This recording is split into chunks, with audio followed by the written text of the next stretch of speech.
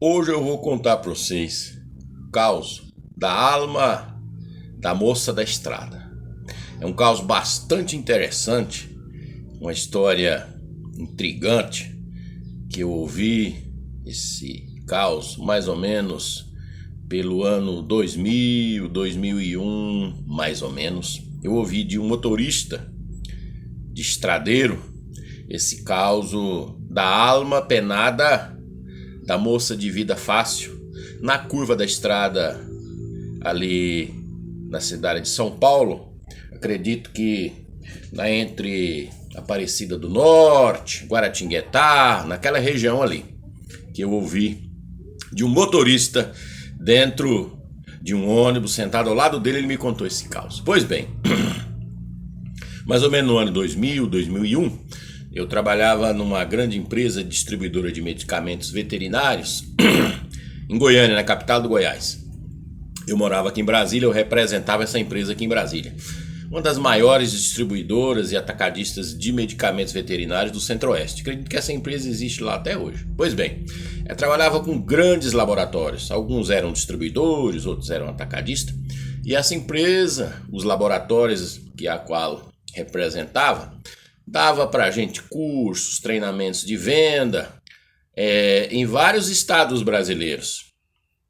E uma dessas, nós fomos viajar para a cidade de Guaratinguetá. Guaratinguetá, se me falha a memória, fica dentro do estado de São Paulo, mas já lá na frente, quase na divisa com o Rio de Janeiro, bem depois de Aparecida do Norte, naquela região ali. Nós fomos lá fazer um treinamento por 3 dias ou 4 dias num laboratório chamado Virbac. Eu acredito que esse laboratório também existe até hoje, parece que ele é um laboratório americano, um excelente laboratório na questão de produtos veterinários para pequenos e grandes animais. Pois bem, aí esse laboratório Virbac mandou um ônibus leito buscar nós em Goiânia, a turma de vendedor, né? Só nego mala. Aí, aquele ônibusão leito, com ar-condicionado, né? E eu, criado no interior, na roça, acostumado a andar em pau de arara, em carroceria de caminhonete C10, tomando vento e poeira na cara, eu ficava um pouco incomodado ali, porque eu não via a estrada, né? Aquele ar-condicionado.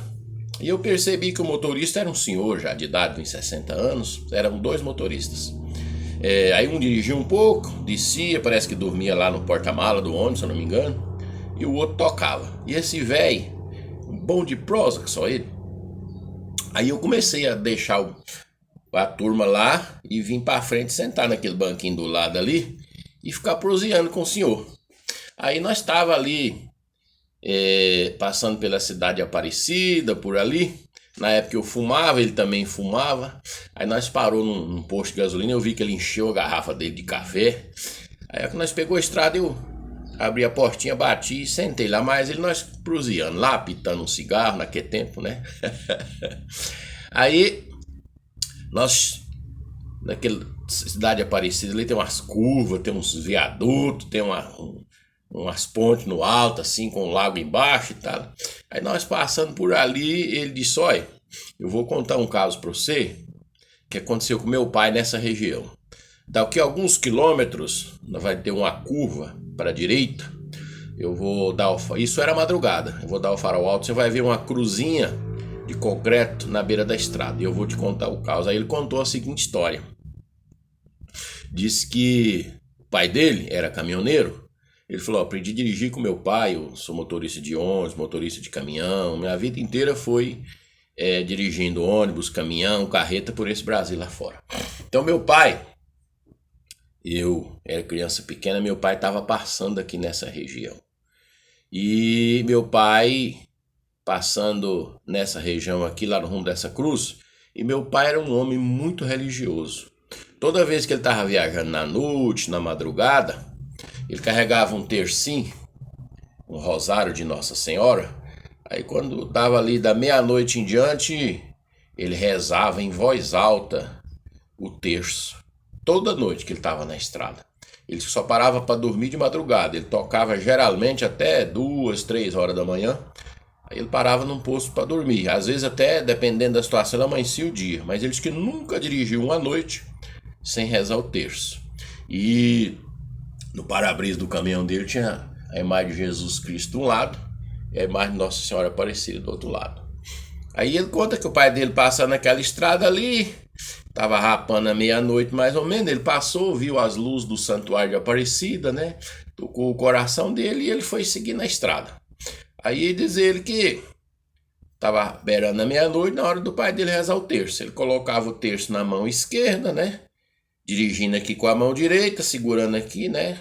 Cambiando aqui o caminhão, ia contando né? As bolinhas do rosário, né? Para poder rezar o terço de Nossa Senhora. E ele, né? Dirigindo aqui, contando as bolinhas, rezando o terço em voz alta. Se quando chegou nessa curva, de longe ela avistou uma mulher, uma moça, por sinal bonita, bem vestida, na beira da estrada, que deu sinal para ele parar. Aí ele ficou meio com medo, meio cismado, mas não, Nossa Senhora há de me proteger, eu não vou deixar essa senhora, essa moça aí aqui nessa estrada não, vou parar e vou dar carona a ela.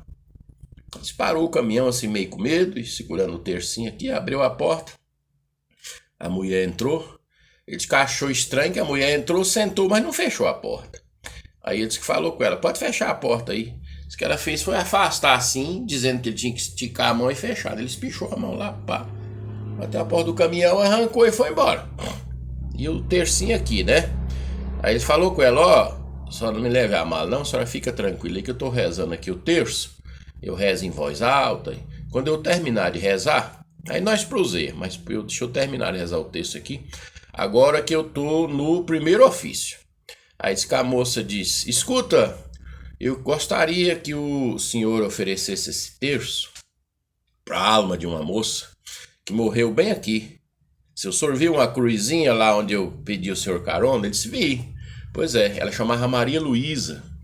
Ela era uma garota dessas de vida fácil, de beira de estrada. E ela foi morta bem aqui, nessa cruz. E eu tenho certeza que a alma dela não ganhou a salvação. Ela não foi para o purgatório. Ela ainda está por aqui, que ela cometeu pecados muito graves. O senhor se incomoda de eu rezar junto com o senhor e nós oferecer esse terço à alma da finada Maria Luísa? Não, tudo bem, a senhora reza comigo? Rezo. Aí ele, né, eu tinha rezado o primeiro ofício. Aí cada vez que ele terminava, né, segundo, terceiro, quarto, né, quinto, ele, naquela intercala, ele pedia a Deus, né, Deus Pai, Deus Filho, Espírito Santo, que receba a alma, né, de Maria Luísa, perdoe os teus pecados, com a tua bondade, mãe, né, com a tua bondade, Jesus, Deus Pai, Deus Filho, Nossa Senhora, perdoai os pecados dessa moça, oferecemos a alma dela, este terço, né? E foi até terminar o rezamento do terço. Quando ele rezou o último ofício, né? Ele terminou o terço, ele segurando aqui o volante, quando terminou o terço, ele fez o nome do Pai, né? Fez o nome do Pai, jogou o rosáriozinho para a mão direita para pendurar lá no caminhão, acho que numa alçazinha que tinha lá que ele pendurava lá perto do volante, o terçozinho, né? Que ele foi pendurar o terço, que ele virou para cá, não tinha mais a moça não estava mais do lado dele. Aí disse que sentiu um arrepiaço, um trem esquisito e um perfume de flor. Diz que o cheiro mais gostoso de flor que eu já sentiu na vida dele. Aí ele encocou. Falou, não, eu fiz foi dormir, ué. Eu dormi e isso foi um sonho, porque a moça não tá aqui, ué. E ele sentindo aquele cheiro, aquele perfume, ele achou estranho, falou, mas quando ela entrou, não senti cheiro nenhum. Aí ele ficou agoniado com aquilo, começou a rezar mais, a pedir a Deus, né? Sem saber, sem explicação para aquela situação. Só tem uma explicação, eu devo ter dormido. Eu devo ter dormido durante a reza do terço e Nossa Senhora guiou o caminhão, porque não tem outra explicação. Aí disse, não, eu já estou variando, eu às horas e tal, já estava dando 2:30 para 3 horas da manhã, já no próximo posto eu vou parar e vou dormir, porque... Aí disse que encostou no posto, o posto já estava ali silenciado, ele só desceu, avisou lá o sentinela que ia dormir por ali.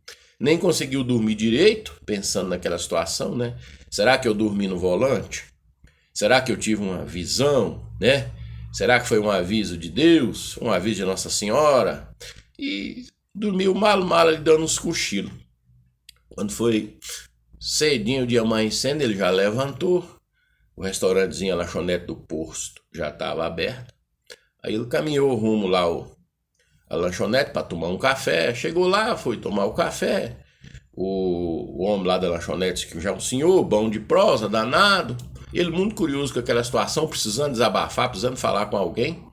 Resolveu contar pro homem lá da lanchonete. Falou, o senhor conhece? Alguns tantos quilômetros aqui para trás, tem uma curva, tem uma cruzinha assim do lado da estrada e tal. Ele contou, aí o homem sorriu, olhou para o senhor, não, o senhor não foi o primeiro e provavelmente não será o último.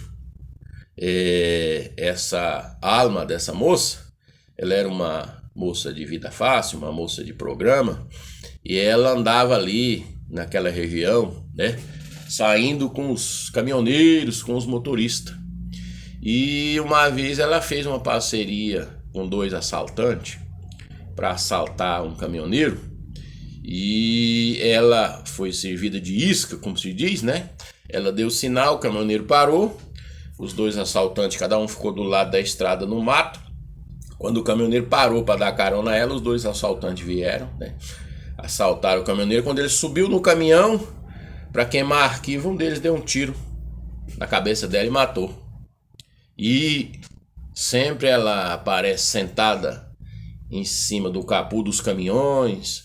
Às vezes os caminhoneiros veem pelo retrovisor ela sentada na carroceria do caminhão. Às vezes ela pede carona, acena, os caminhoneiros têm medo, não param.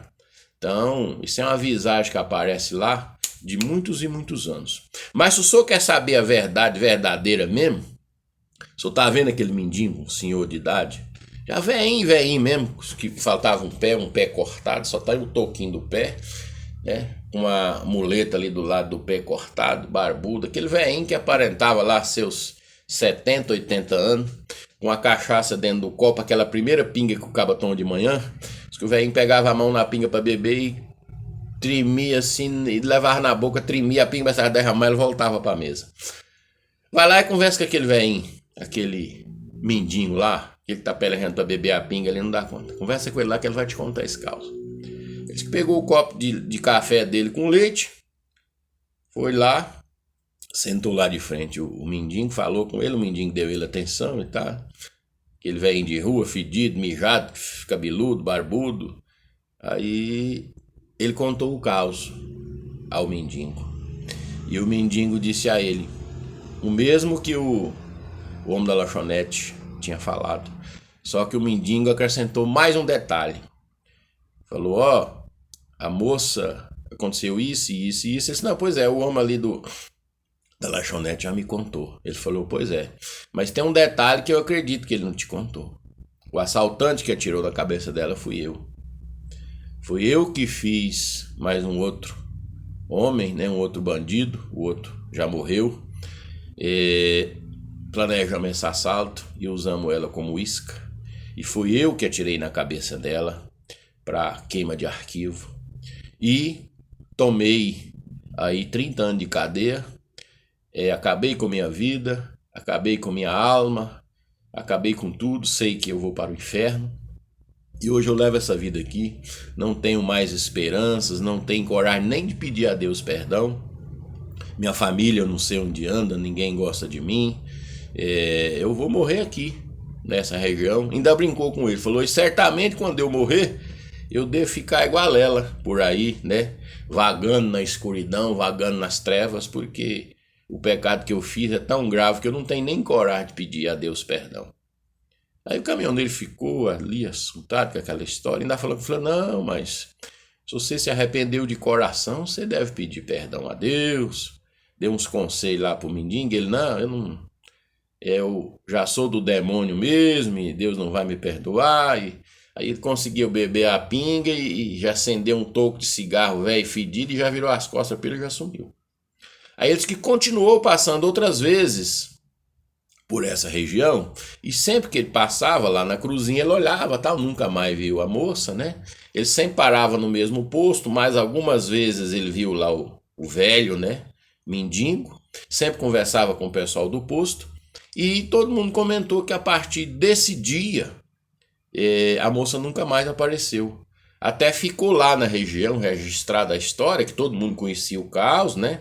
Que aconteceu com a moça, conhecia a história que a alma da moça aparecia para os caminhoneiros, como todo mundo também ficou conhecendo a partir desse dia, que um caminhoneiro muito religioso, que estava rezando um terço, passando naquele lugar, né, deu carona à alma da moça, ela rezou o terço junto com ele, e que Nossa Senhora apareceu e arrebatou, levou a alma dela e salvou a alma dela, né? Levou para Jesus, para Deus, e eles perdoaram os pecados e ela foi embora. Aí que ele foi entender que esse cheiro de flor, né, que essa essência perfumosa de um perfume que ele nunca tinha sentido, era o perfume de Nossa Senhora, que através da oração dele ajudou com que ela fizesse a intervenção, né, junto a seu filho Jesus, junto a Deus Pai, junto ao Espírito Santo, e perdoaram, né, o pecado daquela moça. E naquele momento, a alma dela alcançou o perdão divino. Esta é a história, né, que eu ouvi passando por essa região há muitos anos atrás, lá pelo ano 2000. Pelo que o homem me contou, essa história tinha acontecido lá uns 50, 60 anos atrás, né? Então uma história antiga, uma história verdadeira. Eu acredito que os moradores mais velhos daquela região ali já devem um dia, né, na vida ter ouvido falar, né, sobre esse caos. E eu termino aqui mais um caos caipira para você. Se você achou interessante, você pode compartilhar com seus parentes, com seus amigos. E assim nós vai espalhando aí Brasil lá fora a cultura caipira, mostrando para os mais jovens como é que era a nossa vida antigamente, né? Que a gente se divertia ouvindo os causos ao pé do fogo. E os mais velhos, que tem da minha idade, os 60 para cima, até os 90, 100 anos, já viveu esse período, esse tempo bom dos causos caipira, né? E se eu tiver conseguido interter o seu um pouquinho, eu fiquei feliz e valeu a pena ter contado o caso. Um grande abraço a todos e que Deus os abençoe.